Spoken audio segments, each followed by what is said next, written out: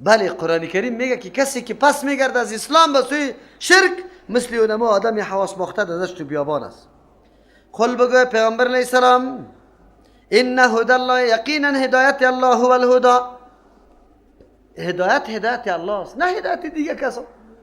اینجا مراد از هدایت دین الله است، نظامی که الله ساخته اونمون نظام است. چرا؟ نظام الله منضبط است، خلل نقصان قطعا سرش نمیه. هر قدر که دنیا پیش بره احکام اسلام قطع نظام دنیا پیشرفت نظام دنیا در تکر نمیشه، تایید شده میره. چرا که الله ساخته شد، الله سری هر چیز علم داره. نظامای خود ساخته یکی پای دیگری چیز در فروپاشی است. کمونیسم از بین رفت یا نه؟ امپریالیسم میشم ان شاء الله در حالت سقوط است ان شاء الله. فقط اینمی آخری مرحله کیست که از افغانستان برای خلاص است، مثل روسا واره. فهمیده؟ اینطور نمیمونه امپریالیسم، این کلش در حالت سقوط است. و امرنا لنسلم لرب العالمین، چقدر دلیل مقنع است. ما مامور شدیم که تسلیم شویم به کی؟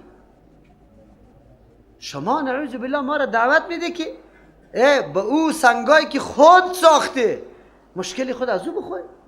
امروز برش چی میگیم؟ ما را دعوت میدیم که او مرده را که خودی ما با دست خود یک خروار خاک سرش چپه کرده ما را دعوت میده که از او مشکل طلب کنه؟ نه نه نه، ما تسلیم هستیم لرب العالمین، ذاتی که تربیت بگه اصلاح و تدبیر کل مخلوقات میکنه. ما خبرتان گفتم که مولی ختمه جرباس داشت، ما گفتم شد برو تو قبر بگی ما الله را تو از قبر طلب کن از الله. این گپا چی را گفتی؟ چرا گفتم؟ شما میگه ما را دعوت به سوی قبر میکنید، ما میگیم ما از الله میخوایم. اللهی که رب العالمین است، کل تربیت مخلوقات پیشی کیست. و نقیم الصلاة، ما مامور شدیم که قایم کنیم نماز درست تو برابر، سرملاقی نباشه، زفت و پرود نباشه، درست نماز باشه. واتقوه، ما مامور شدیم که تقوا را اختیار کنیم، بترسیم از مخالفت احکام الله، احکام الله را مخالفتش نکنیم، از مخالفت توحید الله خدا نگاه کنیم. و هو الذی الی، او شما ما را دعوت میدی به سوی شرک، در مخالف توحید ما را دعوت میدی، کی شده میتونه؟ ما امر الله را ترک میکنیم. و هو الذی، الله ذات است، الیه که خاص به سوی الله تحشرون جمع کرده میشه. آدم همون ذات پرستش کنه که باز پیشش میری، لا اقل برات میگه کجا بودی چی کردی؟ آدم خود جواب گفته بتونه برو قبره، در قبره برو که باز جواب داده میتونه یا نه. و هو الذی، الله ذات است، خلق السماواتی که پیدا کرده آسمان ها را، والارض زمین بالحق، به خاطر اظهار حق. الله همونطور پیدا نکرده زمین آسمانه بی فایده، به خاطر ظاهر کردن حق که بالکل حق واقعیت پیدا بکنه. چرا؟ به خاطر که معرفت الله توسط چی؟ مطالعه کائنات الله بر انسان نصیب میشه. پشت سر واقعی ابراهیم علیه السلام میاره. ابراهیم علیه السلام کائنات مطالعه کرد، از مطالعه کائنات برش واضح شد که بالکل مالک متصرف که حاجت روا مشکل کشا یک الله است، کسی دیگری نیست. چرا؟ مطالعه کرد کائنات، هر چیز میبینیم در حالت تغییر است. آفتاب یک دفعه نورانی را دنیا را روشن میکنه، شعاعش در هر جای پخش میشه، گیاه ها نمو میکنه، یه پرسان نکن. لیکن بعد از مرور چندین ساعت میبینی که در حالت چیز غروب. حتما این آفتاب در اختیار خود نبوده. اگر در اختیار خود میبود قرار دنیا را روشن نگاه میکرد. نه یک محرک در پشت سرش هست. خوی محرک آفتاب هم است. این درخت هم در حال خود نیسته، زمستان سرش میاد کنجلوک میشه، باز برگ میکشه، باز میوه، وی کدام قوت دیگه هم در پشت سرش هست. الله میفرماید که انسان آسمان و زمین برای اظهار حق پیدا کردن که حق ظاهر شود، مردم مطالعه بکنه، دقیق یقینش ثابت شود که الله کدام ذات است. و یوم یقول کن فیکون، در روزی که الله فرمان میده که موجود شو، همون چیز موجود است. ایمانانی که الله باز همینطور امر میکنه که کن، نه الله که اراده بکنه یک چیزه از عدم به وجود میاره، بدون وسایل، بدون زمانه، بدون نقشه، بدون فکر سابقه. بس الله و مخلوق اینی فرق داره. الله که محض اراده بکنه به جز از اینکه در زبانم نگفته، الله خو خبر داره که این چیز پیدا شود. اسباب وسیله هیچ چیز هم نیست، لیکن هر چیز الله پیدا میکنه. اینی را الله میگه. انسان وقتی که یک چیز جور میکنه تا که مواد خام نباشه، پیش از پیش یک نقشه جور نکنی، سرش فکر نکنی، نمیتونی. قوله الحق، گفتار الله حق است، ثابت است، چیزی را که الله بیان میکنه. وله الملک، خاص در اختیار الله متعال است. الملک، پادشاهی، یوم ینفخ، در روزی که دمیده میشود، فی الصور، در سور. پادشاهی خالی هم برای الله متعال است. چرا میگه؟ بله، نظر به حالتایی که الله در دنیا پیدا کرده، بعضی مردم نسبت ترتب چیزا را به اسباب میکنه، میگه فلانی سبب شد. نظرش به مسبب الاسباب نیست، به اسباب نظر میکنه. فکر میکنه که قدرت پادشاهی از یام است، حالان که قدرت پادشاهی اصلی از کیست؟ اونجا خوب آشکارا میشه. چرا؟ همین نسبت های مرتب شدن چیزا بالای اسباب اونجا چی میشه؟ کل ختم میشه. مکمل خوب بر انسان واضح بشه که تسلط الله چی رقم تسلط است. وله الملک، برای از پادشاهی یوم ینفخ فی الصور، در روزی که دمیده میشه در سور. عالم الغیب و الشهاده، عالم چیزای پنهان هم است، از حاضر هم است. کل چیز الله میداند. و هو الحکیم الخبیر، الله حکیم است، بنابر حکمت هر معامله را پیش میبره. الخبیر، خبردار است، تمامی مصلحت ها رازا برش معلوم است. عالی استدلال، چطور به معرفت الله انسان نائل میشه؟ این دیگر دلیل خیلی بسیط ساده است. در قرآن کریم ذکر ابراهیم علیه السلام خیلی زیاد میشه، خصوصا در موضوع توحید الله. چرا؟ انبیاء علیه السلام خود کلش به توحید دعوت داده. یک وجه، ابراهیم علیه السلام هر ملت و طایفه دعوا داره که پدری ماست و ما در راه از اوستیم. یک. دوم نکته دیگه که ابراهیم علیه السلام زیاد یاد میشه، نکته دیگه است. او کدام است؟ الله متعال که برای کسی استعداد و فهم داده، عقل داده، باید دوره در کار پرته، دنبال روی مردم سابق نباشه، تقلید کورکورانه نکنه. واقعات ابراهیم علیه السلام انسان بیدار میسازه. ابراهیم علیه السلام در خانه پیرا پیدا شده. خوب آذر پیر از پیر، مردم برش سوغاتا را میارن، بوتا را ای جور میکنه، قدر و قیمت داره پیش مردم که پرسان نکنه. ابراهیم علیه السلام بعد رای پدر خدا میگرفت. چرا؟ دمو جایی که لکس پشتی ها 4-5 دانه در پشتش مانده بود، بگوه او قرار ها می نشست، یکی می آمد پیسار دبه، هر چیز در خانه می آمد، آرام زندگی خدا میکرد، امور را پیش می برد، خیلی خلاص. چقدر خوب آرام بود. قرآن کریم درس میده حق لایق است کتابی داری شه، ولو که در مخالفت پدر واقع میشی، مادر واقع میشی، قوم واقع میشی، پاچا واقع میشی. ابراهیم علیه السلام در مخالفت کلش واقع شده. مخالفت کی؟ پدر.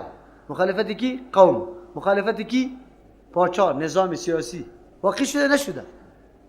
ابراهیم علیه السلام تسلیم نظریه سیاسی دولت شده؟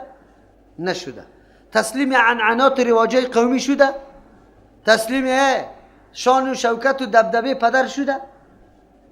تسلیم پیری و مریدی پدر نشده. عقل خود در کار انداخته و بعد از او مبارزه را شروع کرده. امتیازی که ابراهیم علیه السلام داره به خاطر که ابتکار کرده. الله که کدام عقل و ذهانتی برش داده، از او کار گرفته. دلیل گویی را با پدر شروع کرده، مادر با قوم شروع کرده. چقدر شیوه دعوت برای ما تعلیم، هدف برای ما تعلیم. موقف خود ما و شما خود به خود درک کرده میتونیم که ما چی موقف داریم پیش الله. اگر راه ابراهیم علیه السلام تعقیب کرده، اینجا موقف پیش الله داره. اگر راه ابراهیم علیه السلام تعقیب نکرده، رفتی مثل در جای پدر توم پیری و مریدی را شروع کردی، اینقدر خوش شدی که مردم دست بوسه کرد. باز چی برات میگه؟ ها؟ چوچه آقا، چوچه آقا گفته دیگه هم برات بگه مخدوم صاحب یعنی خدمت کرده شده است. دیگهش برات چی میگه؟ آقا صاحب. دیگه چی میگه برات؟ آخوندزاده صاحب، زادهش هستی. گپیت کلان میشه، میگه اینا قدر و عزت. نه در دنبال حق میگردی، نه قرآن میشنوی، میگه نه نه نه، هر کس که مخالفی ماست نادرست است. ابراهیم علیه السلام باید سر نفس خود میمانه، منافع را از بین میبره، دشمنی پدر را در دست میگیره، دشمنی قوم در دست میگیره، دشمنی نظام در دست میگیره. خب مردی است که خسته نمیشه، مردی است که تنها سخن در زبان نیست بلکه در عمل هم چی میشه؟ پیاده. ما و شما سعی کنیم، من بارها براتان گفتم، در لب سرک دیدیم که سر خونی نجس سنقاله را جور کرده، یک چوبک اینمی قدر قطش یک دانه لطگه چی کرده؟ بسته کرده. پرسان به خاطر نمی کردم که الحمدلله بعضی کسا پیدا شده که همین کارا را کرده، همین طور چیزا را دور کرده. خب از لب سرک و کمال شو رفته، از بی خوبونی چیز دور کرده، سرک وسیع شده. ما اینمی را بیران نمیتاریم، خبر داری؟ خب ابراهیم علیه السلام در بتخانه دولتی داخل میشه. در بتخانه کی؟ در بتخانه دولتی، او بتا را میده میکنه. شما که در قاعده میشینی که میگه اللهم صل علی محمد و علی آل محمد کما علی ابراهیم، در اینجا یادتان بیاره که یا الله چی ایمان برجسته و مستحکمه به ابراهیم داده بود. باز بعد از اون میگه و علی آل ابراهیم، باز یادتان بیاره که یا الله چقدر مفهوم بندگی واقعی را نصیب آلی کی کرده بودی؟ ابراهیم. بچه هم روان است، پدرم میگه که تو را ذبح میکنم، با نه ایله نیست، چل فریب نیست که بچه بیا که تو را کار دارم. به مادر میگه، به بچه میگه شاندشه، من شو میبینم که تو را ذبح میکنم. مادر نمیگه که یک بچگک دارم کل عمرم در مهاجرت و در مسافرت تیر شده، میره تو از پیشی من میگیری. سردی و خوشحالی چشم فقط هم یک بچه است، بچه هم نمیگه که مرا چرا میکشی.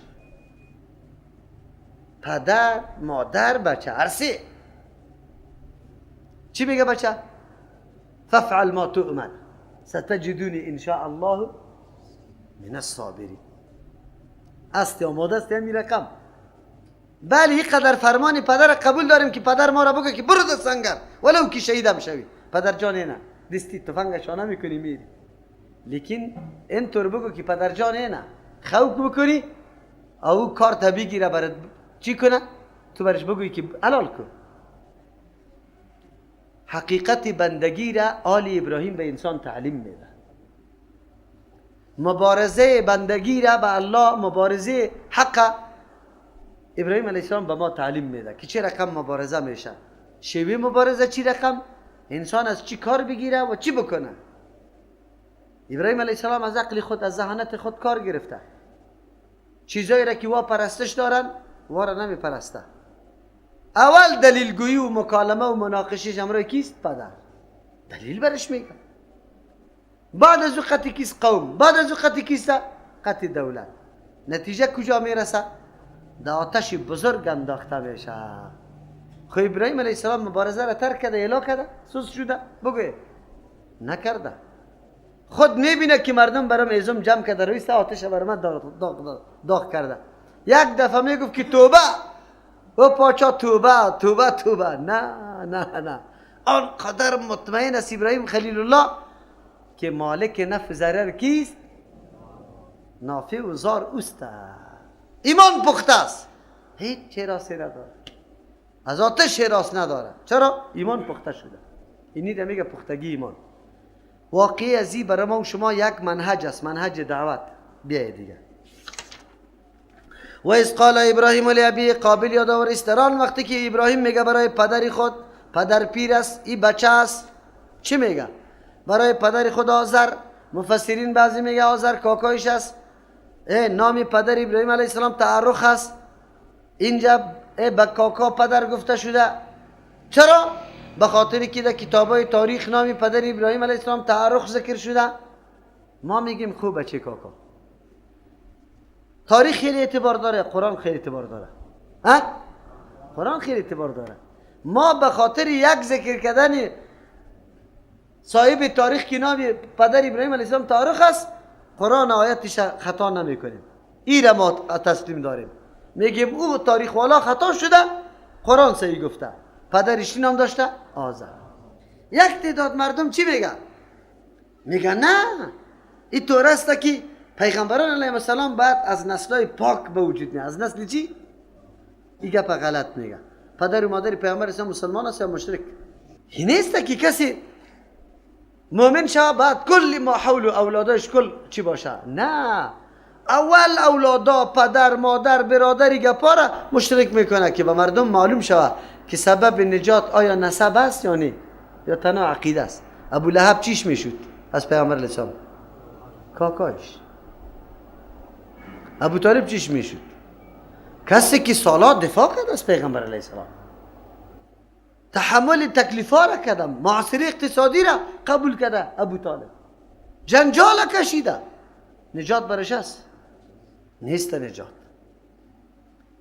لوط علیه السلام زن خود نجات داد، همسرش است. همسر چقدر محبت در بین شوهر و همسر می باشه.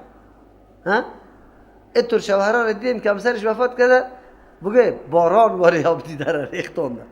زن خو بیا زوگیریان میکنه. میشه زن خو قدر الله برشان قوی ترحم و عاطفه را داده که اگه امریکایی در پیش ریش بموره یک گریان سرش میکنه. میگه چقدر خوب جوان بود. میگه نه، با وصف امی قدر رابطه لوط علیه السلام زن خود نجات نداده. نوح علیه السلام بچی خود نجات داده؟ خیر دیگه. این گپ چی شده نمیتونه که نه آذر کاکای ابراهیم علیه السلام است، نه پدرش. نه پدرش است. چی برش میگه؟ دلیل یاد بگیری، شیوه دعوت یاد بگیری. در آن وقتی که ابراهیم علیه السلام برای پدر خود آذر میگه چی میگه؟ اتتخذوا اصناما آلهة، شما جور کردید بتا را معبودا، یا را حاجت روا میپنداره، مشکل کشا میپنداره. همینطور باز چی میگه برش؟ انی اراک و قومک، ما تو را میبینم و قوم تو را میبینم که تو و قومتان در عقیده مکمل شریک هستی.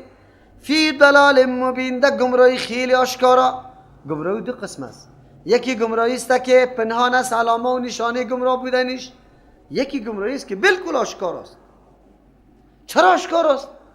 این خود ساخته مخلوق چی جور کردی خودتان است. باز حاجت روایی جور میشه. این بسیار گمراهی آشکار است. هیچ کسی تو گفته نمیتونه که یک چیز محتاج به تو باشه، باز حاجت روایی تو باشه. حتی در قیام خود، در جور کردن خود محتاج به توست. شکل مجسمه را کی جور کرده؟ آذر.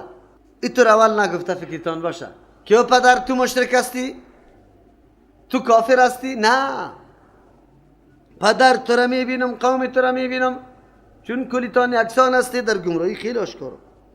این گمراهی است. شما را گم کردی. راه حق پیدا کنی. این شیوه دعوت است. پدر از اول اینطور هیجانی نکرده که بد برش گفته باشه. گفته نظریه شما نظریه درست نیست.